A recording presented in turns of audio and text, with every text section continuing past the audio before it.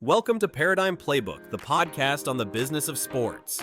With 50 plus years of experience, Steve Cook shares insights weekly, featuring top playmakers shaping the industry. Get ready to script your next play. Now, here's your host.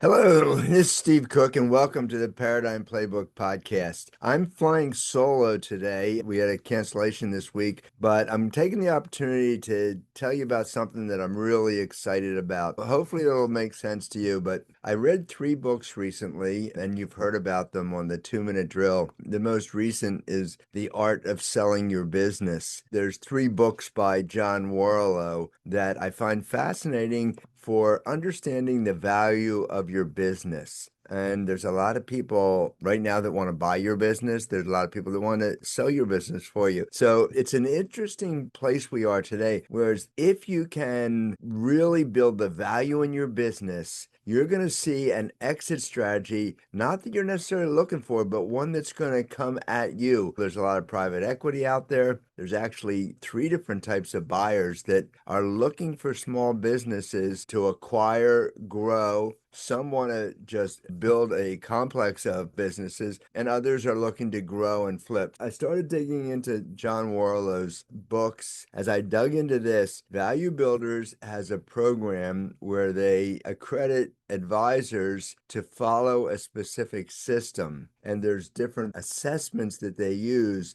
to look at your readiness. So there's a pre-score that gives you your readiness to exit. And it's something you have to think about because there's quite a lot of people that someone offers them more money than they expected to buy their business, and they sell it, and then all of a sudden, what's next? I'm a little bit the anti of that. So I started preparing for an exit out of a corporate job and had 2 or 3 things lined up before I ever went. So there was no disruption in my activity or what I was doing. I went right into the consulting business that had been established and built up. And then the actual value builder assessment is helping you to assess the value of your business. It wants to help you get beyond the idea that your value of your business is strictly a multiple of your EBITDA. So if you're thinking that my business made $200,000 and in our industry, the value of a business is 3 times pre-tax profit or EBITDA, and you come up with a $600,000 value, that's it. But if you go through what Value Builders calls the 8 drivers of value, then you can see what really makes a difference in maybe not the EBITDA, but it makes a difference in what the multiple is that you're going to go. And if you can raise your multiple from 3 to 5, it makes a huge difference. You're just increasing your value by $500,000. These are things that you don't want to wait to do until you're ready to exit. And so many people in the child activity center, in the sports business, exit the business because they're tired. And what I'm trying to get my clients and anybody who wants to use this system is to think about this in advance, maybe 3 to 5 years before you start exit. Maybe you even think about it when you start your business. But I want to go through some of the key drivers. I will touch on the key drivers, and anyone who wants to dig deeper, feel free to reach out to me, and I'm happy to do this. And right now, I'm circling back with all of my clients saying, okay, maybe this is something I should have done in the beginning, but now is when I really want to do this and dig in. These are the 8 drivers of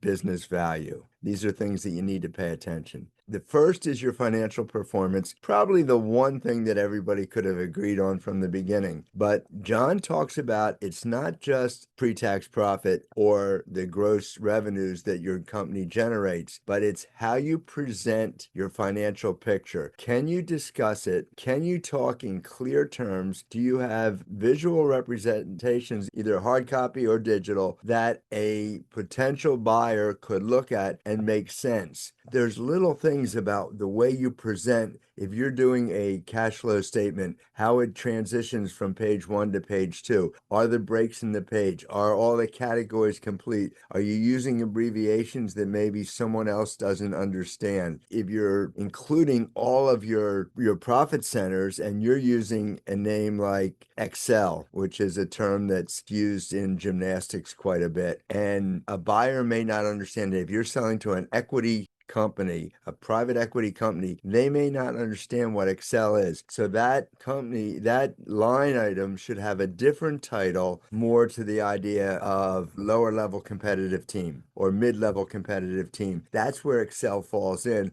And that's the kind of thing that you have to do. And then it's just the presentation. Can someone take a page or 2 pages and look at it and understand the financials of what your business has done? The top line and the bottom line are all important. So that's number one. But then after you start developing that, you need to learn how to add in sellers' discretionary earnings, which are things that you as the owner of the company may be getting out of the business. Maybe you're paying for a car or gasoline, or your family has cell phones, or, I'm thinking about all the things I've done in my businesses, but they're the kind of things that you're going to want to add back in, and that adds to your EBITDA, that changes your value, which then will be hit by the multiple. So that's driver number one. It's the financials and the financial picture. The second is your growth potential. Someone buying your business, it's good to tell them what you've done. That's proof of concept. What they want to know, though, is when they take this business, what can they do with it? So having a pre-planned growth strategy that you can hand them, they may have their own ideas, but you can also say, here's the things that I haven't gotten to, or here's the things that are on my horizon that I want to do moving forward, and that's why this business will grow. If you can prove that growth, then you can get into a different valuation of the value of your business, and you can talk about adjusted revenues or adjusted growth that will then get hit by a different multiple. Sometimes we're working on the number, sometimes we're working on the multiple, but the two together are going to determine. The difference is wide. I did one company already that we were somewhere around 700,000 looking at it and thinking based on gross revenues and EBITDA, industry multiplier. And then by forecasting the future, we started adding things in,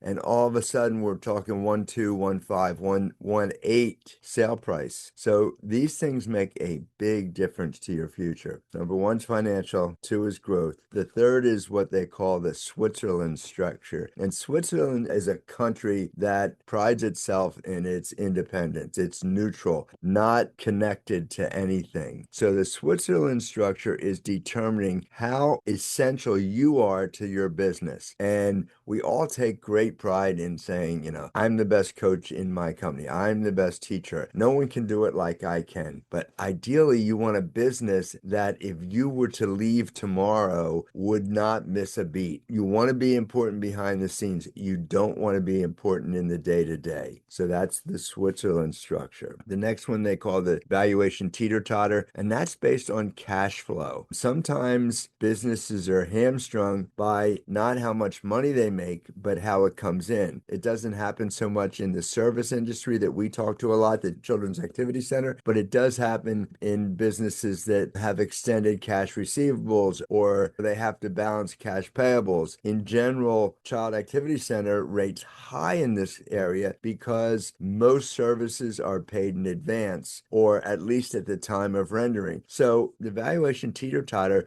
should help you sell your business. If an equity investor is looking at your business versus one that's carrying a lot of receivables that gets paid after the fact, or 30 days, or net 30, net 60, net 90, then your business that's getting paid up front and has this better cash position makes a big difference. It means less investment, means less loans, it means you're not activating your line of credit nearly as much, but this teeter-totter of cash makes a big difference. That's number 4. Number 5 is recurring revenue. Some businesses only get paid after they sell something, they bill it, and then they collect the money. The recurring revenue means that someone's signing up, paying for classes, they're signing up for a year in advance. So in October, when someone signs up, you can predetermine at least part of your revenues for January through May of the following year. This is very exciting to an investor that wants to come into your business. They're not going to have to check that cash. So if you can add add to your business, add anything that is recurring revenue. Let's say you're giving baseball instruction, which is something that we do here at Grand Slam, doing baseball instructions. And to add to your instructions, we're going to offer a 10-minute video where you will get pointers and drills that you can do at home. So if you're looking to advance a little bit faster, if you're looking to get your students to advance a little bit faster, you can sell them this added at-home training course that's delivered virtually, and you do it once and it gets in there, and then you recycle these, but you're doing one lesson. It's going out to 200 students that are all signing up for it. So it's creating recurring revenue. It does take an effort to build it, but in the end, it's going to help you grow your business. And will some people share it with others? If they do, it's just building your brand. Then it becomes a marketing piece. The recurring revenue is strong in the Child Activity Center. The next is monopoly control. And what they're asking in this one is determine how hard or easy is it for your business to be duplicated, for you to duplicate it or for someone to come in and duplicate. So there's some things that are fairly easy to do, not expensive. Some businesses, if you're opening a swim school, it's a little bit harder than opening a martial arts studio in terms of building a pool or finding a pool or digging a pool. And if you have a position in your community where it's hard for someone to come in and compete with you, then you're building a little bit of that monopoly idea. The fact that there's security in your business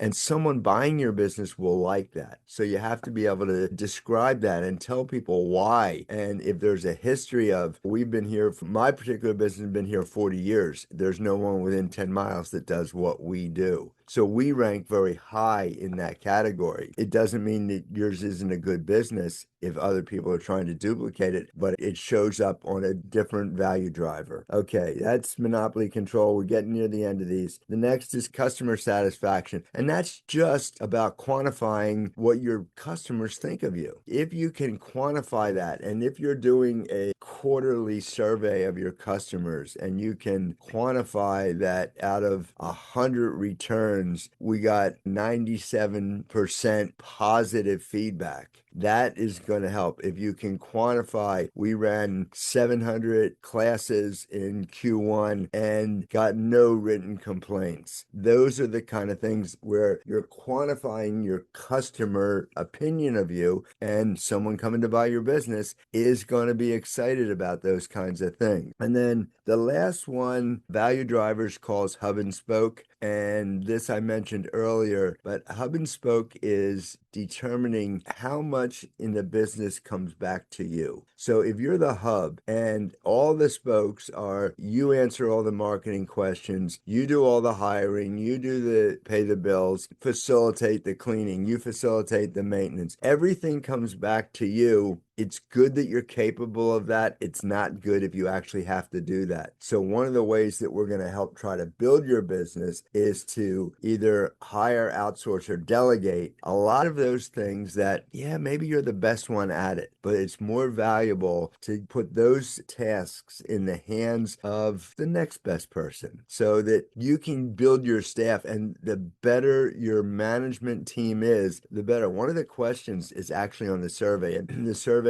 when I sit with my clients, it takes about an hour to 90 minutes to do the whole thing. And then they get this 30-page report, which is pretty exciting. But one of the things it asks them is, what would happen if you were to leave for 3 months? What will change in your business? If you can say nothing, it'll be running the same when I come back in 3 months, that's a high value in your business. I appreciate everybody listening to this, and anybody that wants to dig deeper with me, I'm excited to get in. You can reach me through the podcast, through Paradigm Playbook, StephenJCook.com, any of those places. Just reach out to me and I'd be happy to figure out a time to sit down and go through this survey with you. Again, not that I don't sell businesses, so I'm not looking to get your business. What I am looking to do is help you to make sure that you know the value of your business. And from day one, you're working to build the value of your business so that when it is ready to sell, you're going to get the best value for it. So hopefully that makes sense. Also, if you want a white paper on value builders, call me, email me, text me, whatever you want, and I will send you a white paper that you can read and study up on what I'm digging into. Hopefully this makes sense to you. Hopefully you're interested in it. Thanks for listening and being on Paradigm Playbook. Thanks for tuning in to Paradigm Playbook. Explore more at ParadigmPlaybook.com. Want to be a playmaker? Contact StephenJCook.com. Share this episode to spread the word about sports industry opportunities. See you next week.